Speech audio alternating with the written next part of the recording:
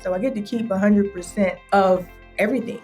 You need to either be a top 1% marketing person to originate the cases, or you need to be a top 1% trial attorney.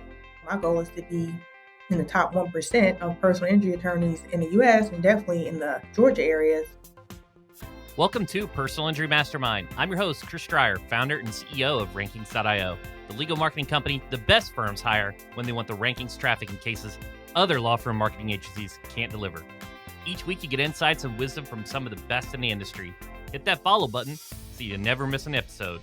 All right, let's dive in. As an attorney, your reputation is everything. It fuels referrals, builds trust, and grows your bottom line. Boutique law firm owner Asten Hall has cultivated an incredibly strong personal brand, making her the go-to attorney in her community. Her thriving personal injury practice has grown out of a foundation of community engagement and niche specialization. She's generated organic word-of-mouth referrals, leading to a steady pipeline of clients. Specialization has enabled her to take on larger, complex cases. Her journey shows what it takes to become a recognized leader. Today, Asten explains how homegrown marketing, centered on reputation and relationships, provides a model for lawyers aiming to elevate their practices. She provides the tactical building blocks any personal injury lawyer needs to get started on this pathway to success. Before opening her practice, she received her undergrad at Spelman, a tiny all-women's historically black college, and her JD from one of the largest schools in the nation, George Washington. After law school, she spent 12 years protecting millions of dollars in revenue at the Titan of Tech, Oracle. So how did she come to leave the corporate world behind and open her own firm? Here's Asten Hall, owner and founder of the Asten Hall Firm, explaining how she did it.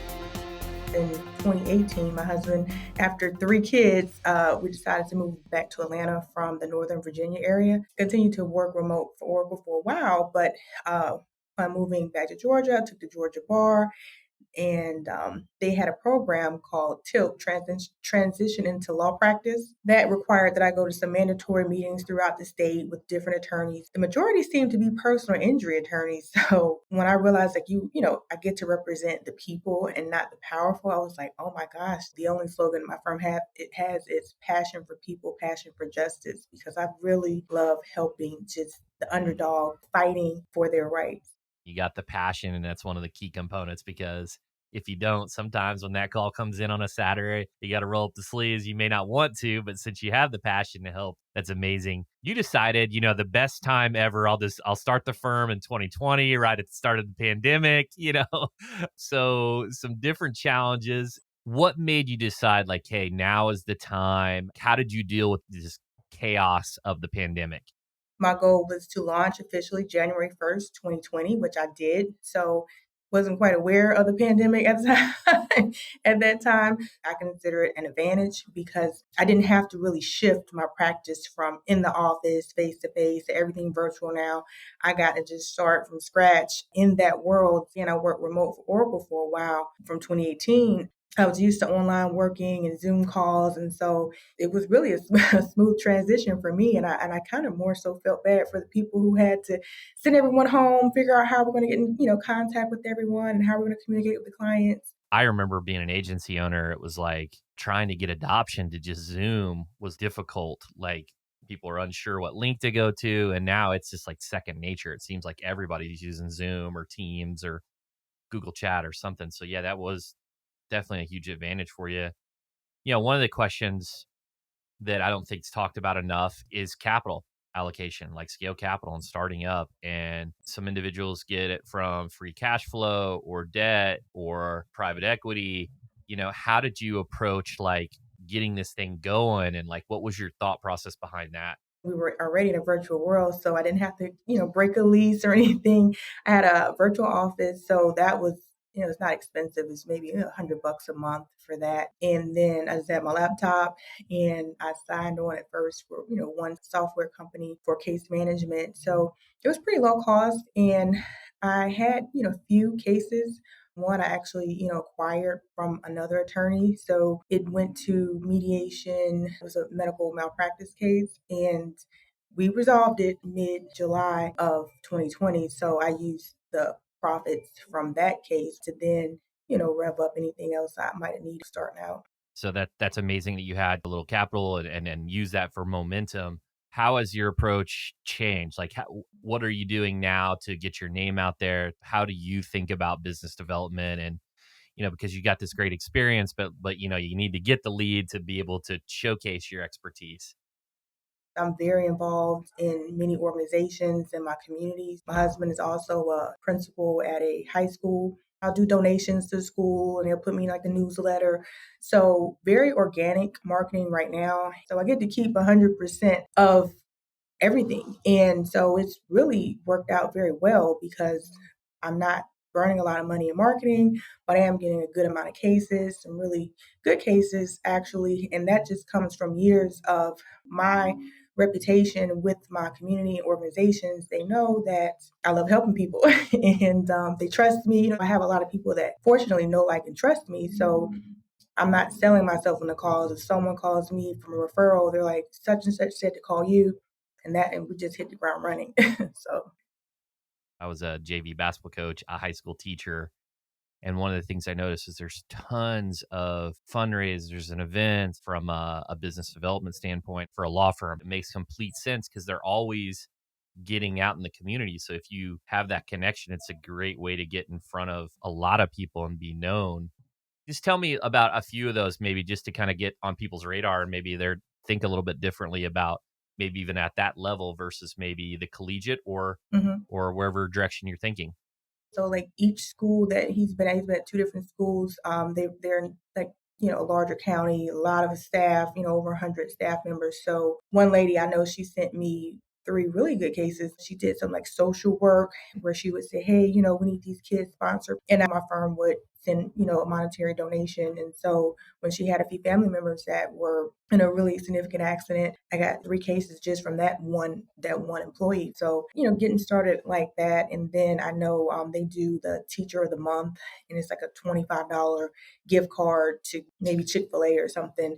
And I just sponsor that to just keep my name out there. And so at this other school, I got quite one really large case that I did refer out because it's a pretty difficult premise liability death case. So it's at one of the top firms here in Georgia. Those are a few examples of just like from that. And for instance, I joined the VIP, which is Volunteer Initiative Program with the United Way. They do cohorts, I think, twice a year, and it's about 50 people. 25 on Mondays, 25 on Wednesdays. So one of the girls from there was like, "Oh, I was in an accident. Can you help me?" I was like, "Sure." So we were just in the same cohort together. So gotten clients again just through being in the community and people knowing, what I do.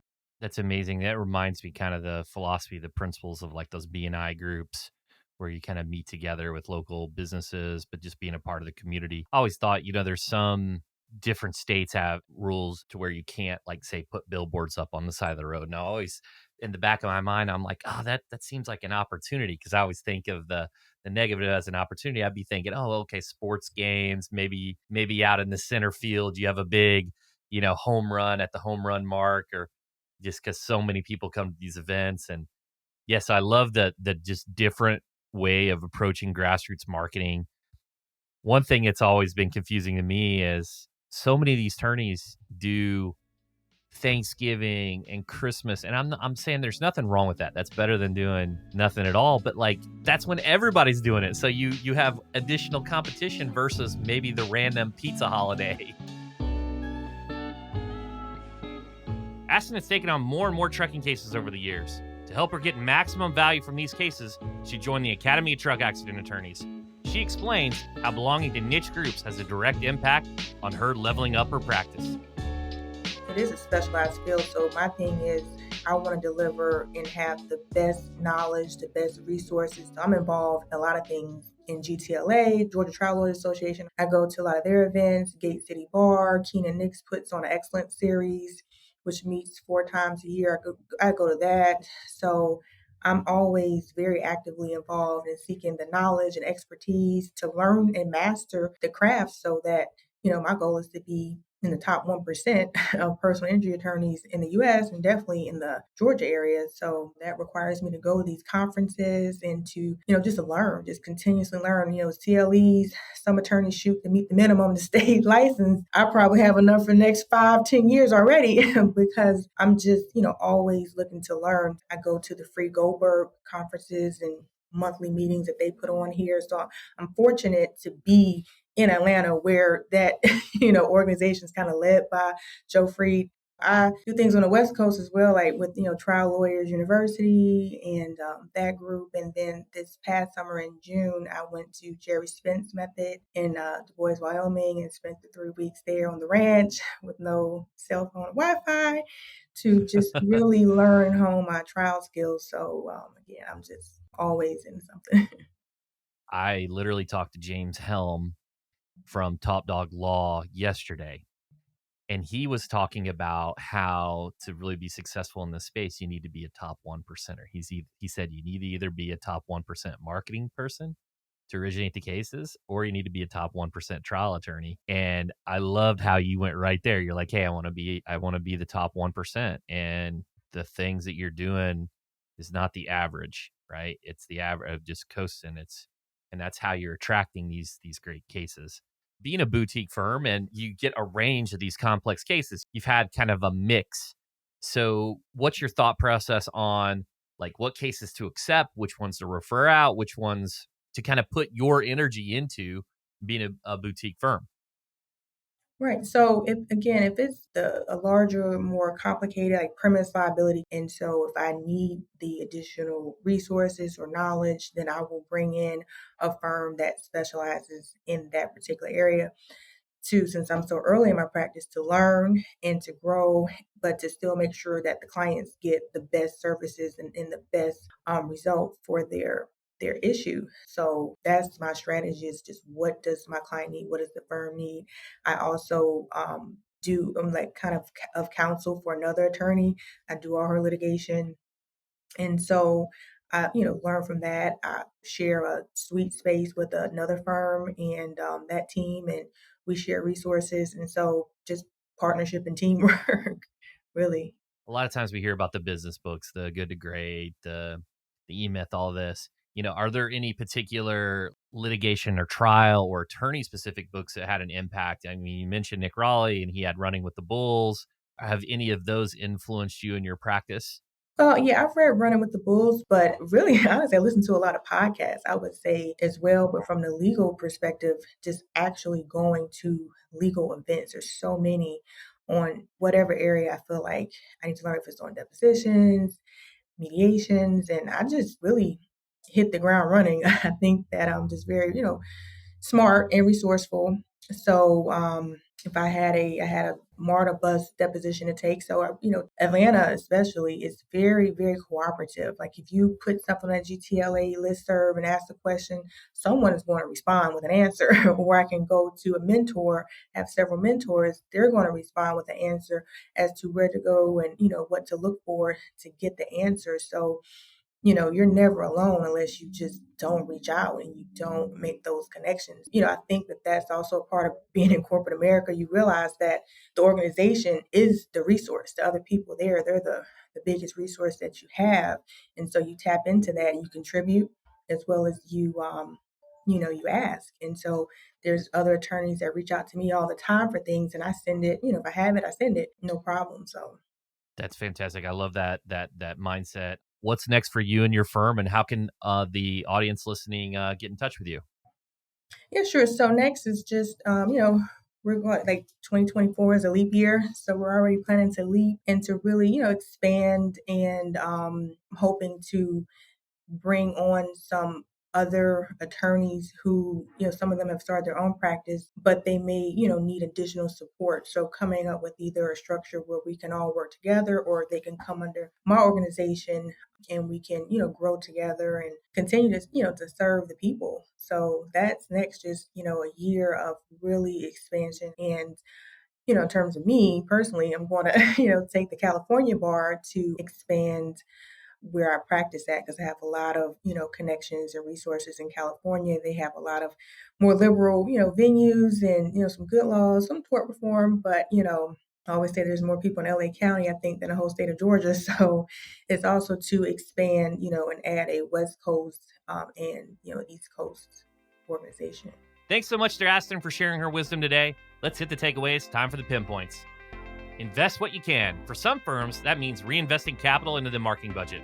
For Asten, investing her time has paid dividends. A homegrown approach to marketing only works when your network trusts you and your abilities. Like Asten says, it's all about reputation. I am getting a good amount of cases, some really good cases actually, and that just comes from years of my reputation with my community organizations. They know that I love helping people and they trust me. You know, that the whole thing is know, like, and trust. So I have a lot of people that fortunately know, like, and trust me. So I'm not selling myself in the calls. If someone calls me from a referral, they're like, such and such said to call you, and we just hit the ground running. So Don't be shy. Speak to everyone in your network about what you do. Check up on people in your network. It's an opportunity to genuinely connect, assess their needs, and remind them what you're looking for.